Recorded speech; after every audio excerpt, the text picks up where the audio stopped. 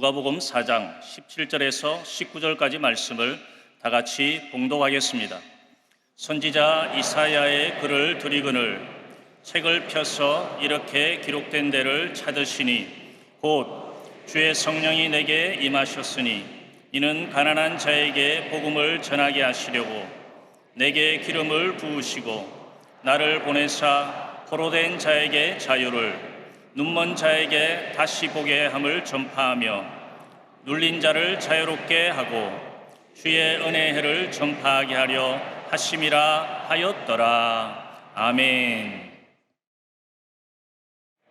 인사 나누겠습니다. 오늘은 참으로 좋은 날입니다. 사랑의 예수님이 우리 함께 계십니다. 예수님 안에서 좋은 일이 있습니다.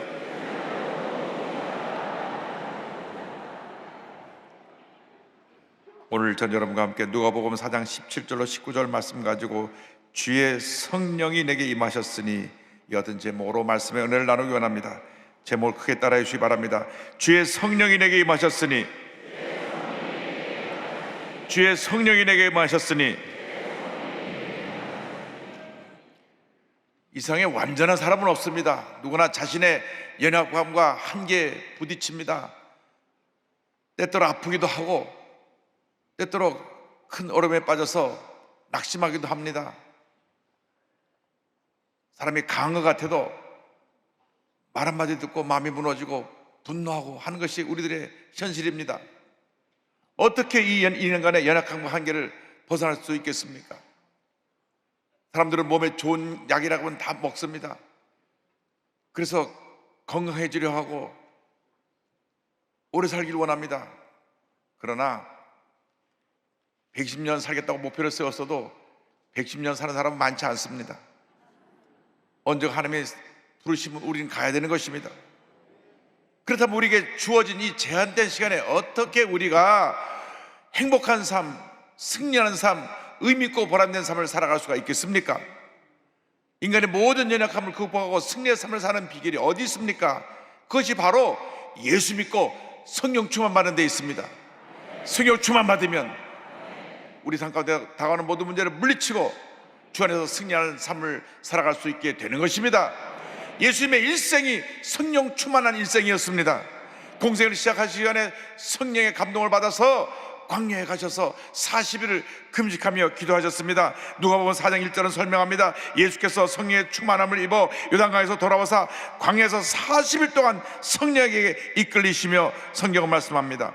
40일 금식을 마친 후에 성령의 능력을 입고 예수께서 자라나신 나사렛 동네로 가셔서 말씀을 전하십니다. 누가복음 4장 14절은 설명합니다. 예수께서 성령의 능력으로 갈릴리에 돌아가시니 그 소문이 사방에 퍼졌고 16절입니다. 예수가 그 자라나신 곳 나사렛에 이르사 안식일에 늘 하시던 대로 회당에 들어가서 성경을 읽으려고 서심해 회당에 서셔서 이사야의 말씀을 전하셨는데 이사야 61장 1절 2절입니다. 주 야훼 영이 내게 내리셨으니 이는 야훼께서 내게 기름을 부으사 가난한 자에게 아름다운 소식을 전하게 하려 하심이라.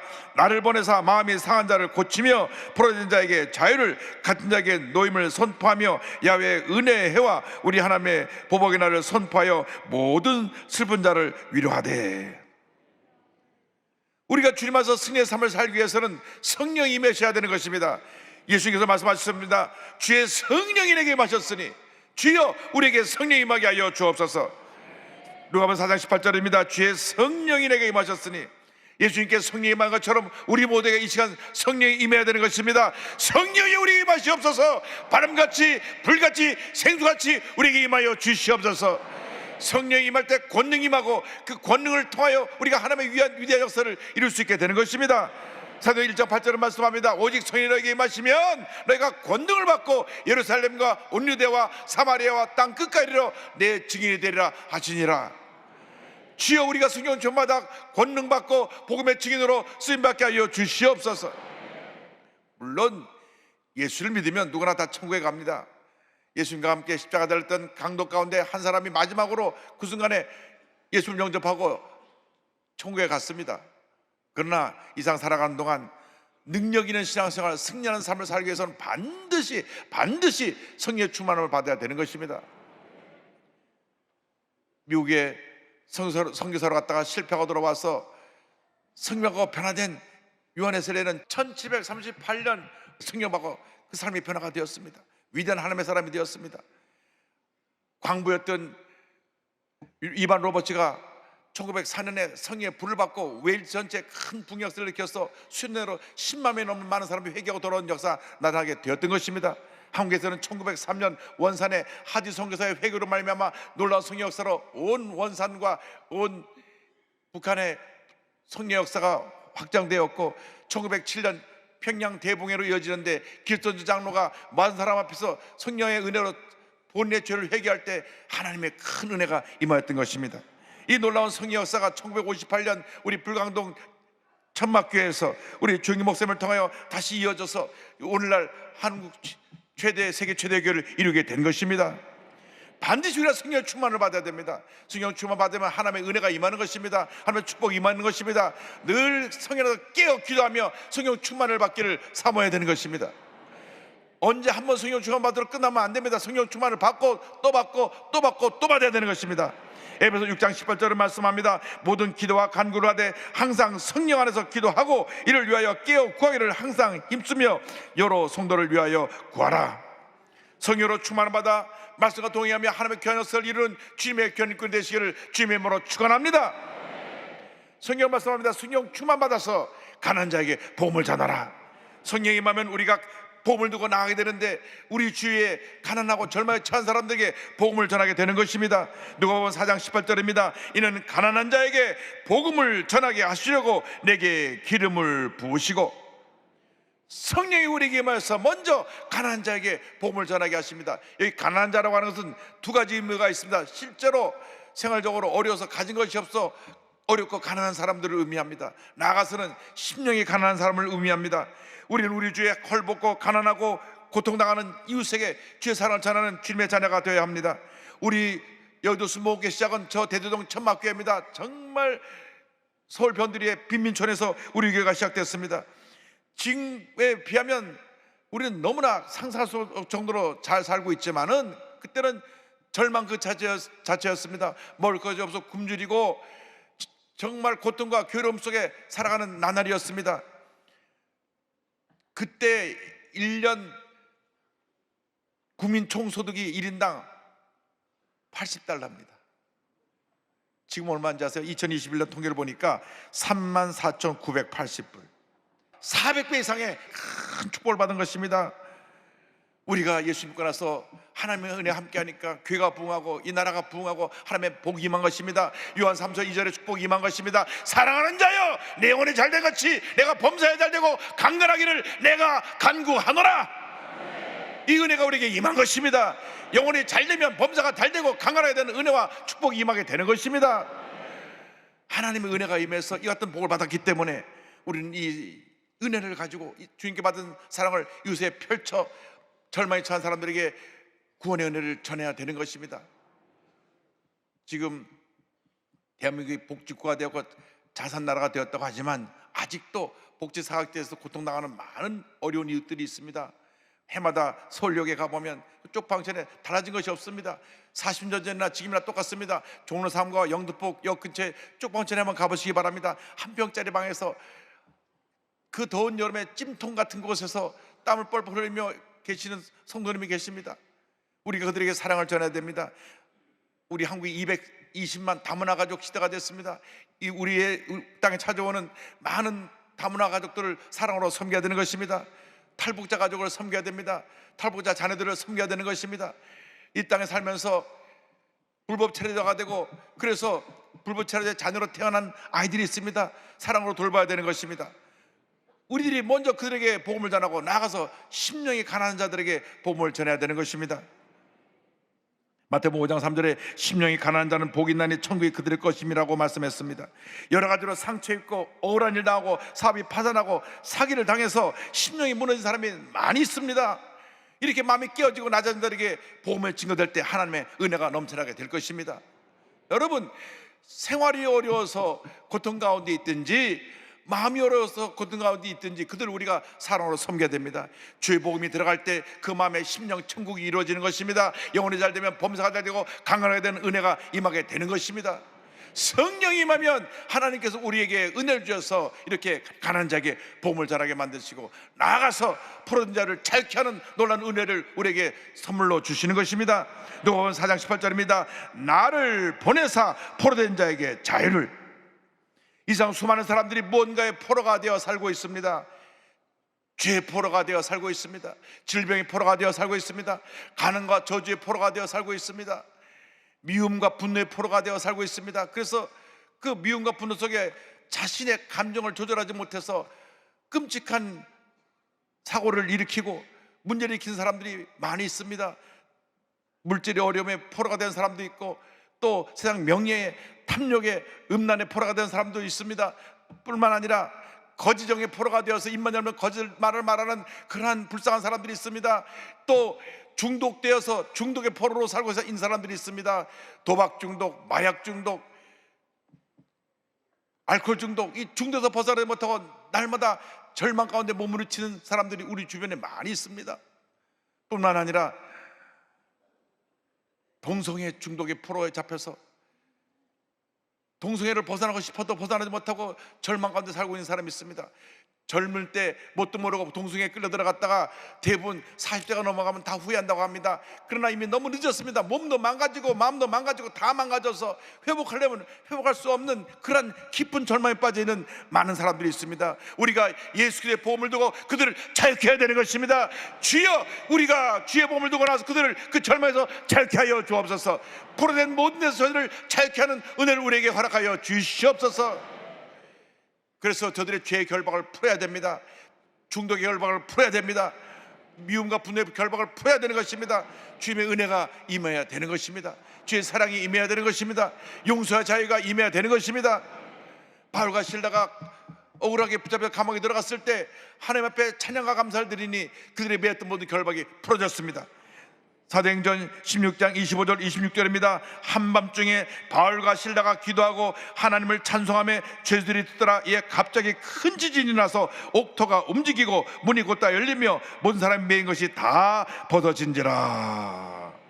모든 사람의 매인 것이 다 벗어진지라. 성령이 임하면 모든 매인 것이 다 풀어지는 것입니다. 우리가 절망이 변하여 희망이 되고 슬픔이 변하여 기쁨이 되고 우리의 삶의 질병이 변하여 건강으로 임하는 축복이 임하게 되는 것입니다. 예수 믿고 성령 충만 받으면 이 같은 놀라운 역사가 일어납니다. 왜 우리에게 그 같은 역사가 머물러 있지 못하느냐? 우리가 성령 충만을 상실했기 때문에 그렇습니다.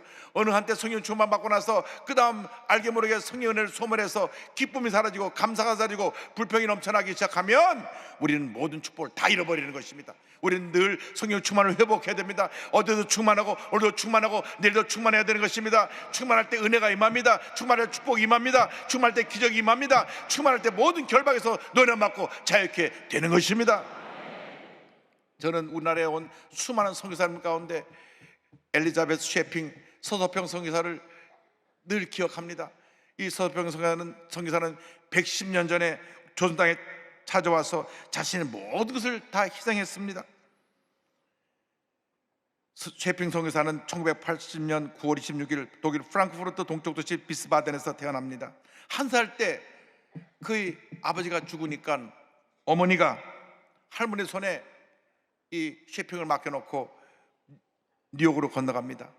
할머니 밑에서 외롭게 성장한 그녀는 늘 학교 가면 부모 없는 아이라고 놀림을 받았습니다.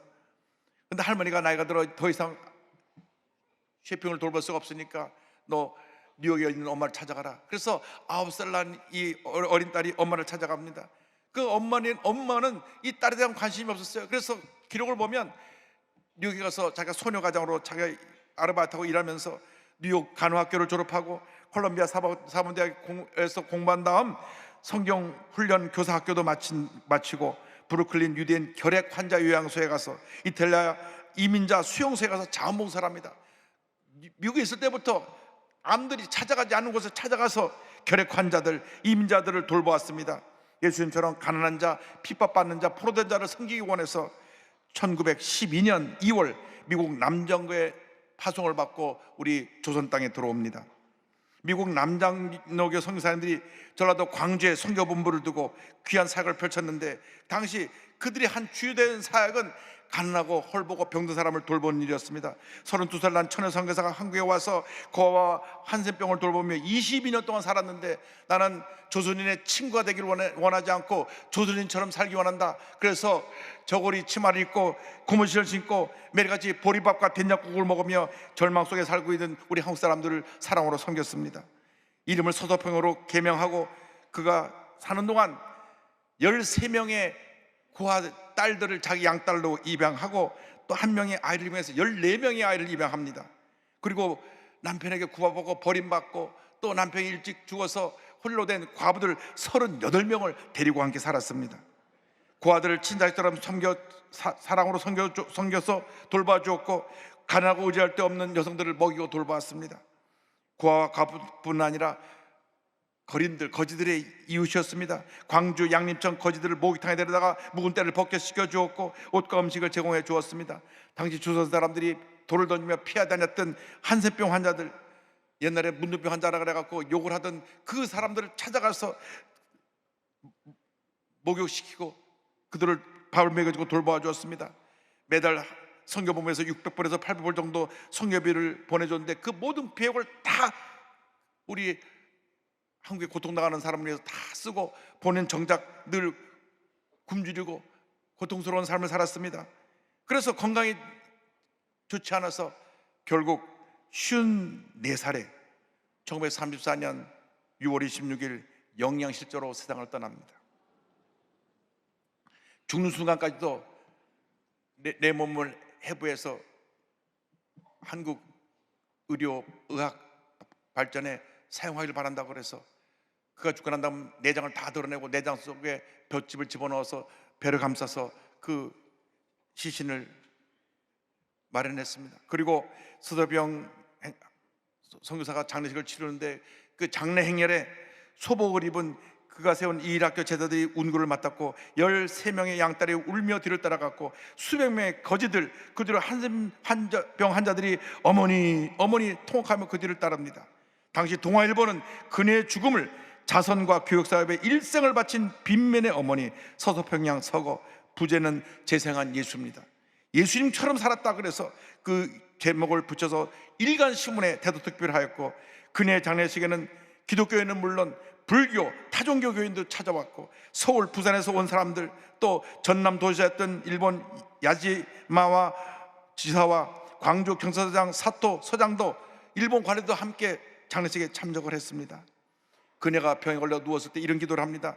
내가 품었던 포부는 하늘만큼이나 원대한데 이 병 때문에 천직으로 알았던 병원 일도 그만두어야 했고 이 일학교 경영도 몇 분의 1도 못하고 있습니다. 3년만 더 시간을 주신다면 끝맺음을 짓지 못한 조선 간호부회의 국제가입도 마무리할 수 있을 터인데 하나님 아픔을 덜어주시고 3년만 더 살게 해주십시오. 마지막 죽기 전에 이와 같은 말씀을 남겼습니다.